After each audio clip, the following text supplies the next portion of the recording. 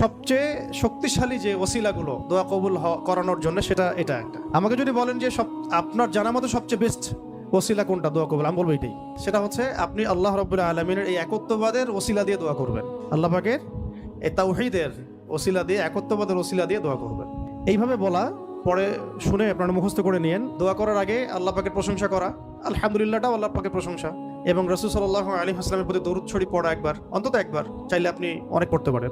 এরপরে যে বিষয়টা আপনি চাচ্ছেন তার আগে বলা যে আল্লাহুম্মা ইন্নী আসআলুকা বিআন্নী আশহাদু আন্নাকা আনতাল্লাহ লা ইলাহা ইল্লা আনতা আল আহাদ আস-সামাদ আল্লাযী লাম ইয়ালিদ ওয়া লাম ইউলাদ ওয়া লাম ইয়াকুল লাহু কুফুয়ান আহাদ। সূরা ইখলাস যে জানে সে এটা সহজেই বলতে পারবে। এরপরে আপনি দরুদ শরীফ পড়ে দোয়া করা শুরু করবেন, ইনশাআল্লাহ দোয়া কবুল হয়ে যাবে। এটা পরীক্ষিত আমল, ইনশাআল্লাহ দোয়া কবুল হবে ইনশাআল্লাহ।